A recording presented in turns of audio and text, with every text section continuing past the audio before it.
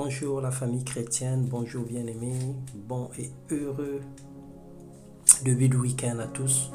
Que la gloire revienne à Dieu pour la parfaite santé, la paix, la grâce multiforme dans nos vies. Ce matin, nous partageons la parole de Dieu, le thème de notre exhortation, la consécration à Dieu et à son œuvre. Dans l'épître de Pierre, dans la première épître de Pierre, 1 Pierre 2, le verset 4 à 9, il est écrit: Approchez-vous de lui, pierre vivante, rejetée par les hommes, mais choisie et précieuse devant Dieu. Et vous-même, comme des pierres vivantes, édifiez-vous pour former une maison spirituelle, un saint sacerdoce, afin d'offrir des victimes spirituelles agréables à Dieu par Jésus-Christ. Mon frère, ma sœur, la consécration, par définition, est l'acte par lequel une personne ou un objet est mis à part pour le service et le culte à l'Éternel, ou même peut-être à autre chose. Dans notre cas, c'est le culte à l'Éternel. Ce terme désigne une personne qui met toute sa vie, ses forces, son énergie à l'accomplissement d'une tâche ou d'un devoir spirituel.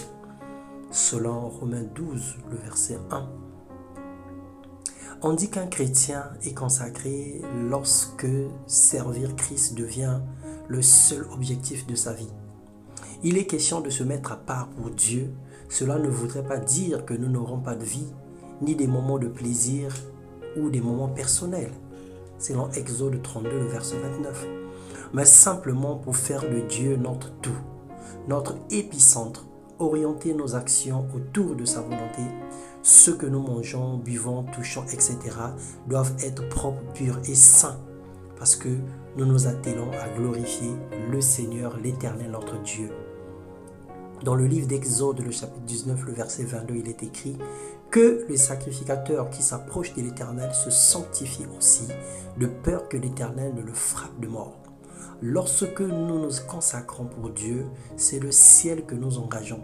Il met à notre service toute la puissance utile pour sa gloire. Les anges pour notre sécurité et son Esprit Saint pour notre soutien, pour notre instruction et pour notre formation.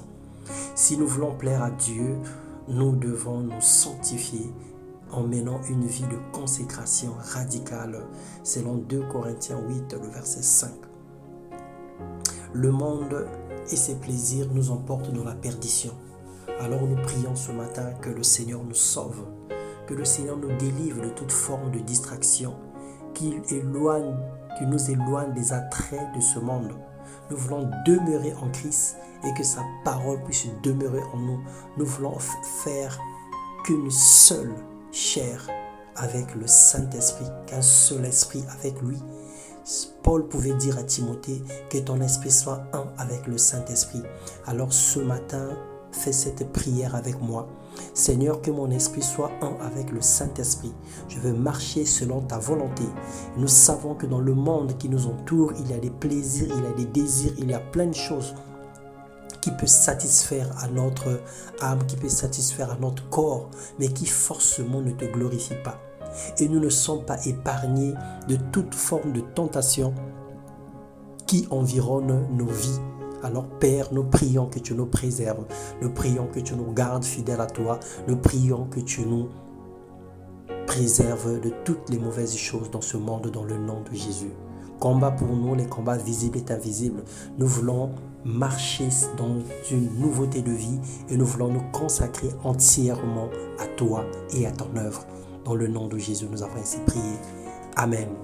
Que le Seigneur vous bénisse et qu'il vous comble davantage de sa grâce et de son amour. Soyez fortifiés dans les épreuves auxquelles vous êtes en train de passer. Soyez couronnés dans les œuvres que vous avez investies, car le Seigneur récompensera. Et il le fera certainement. Dans le nom de Jésus. Amen.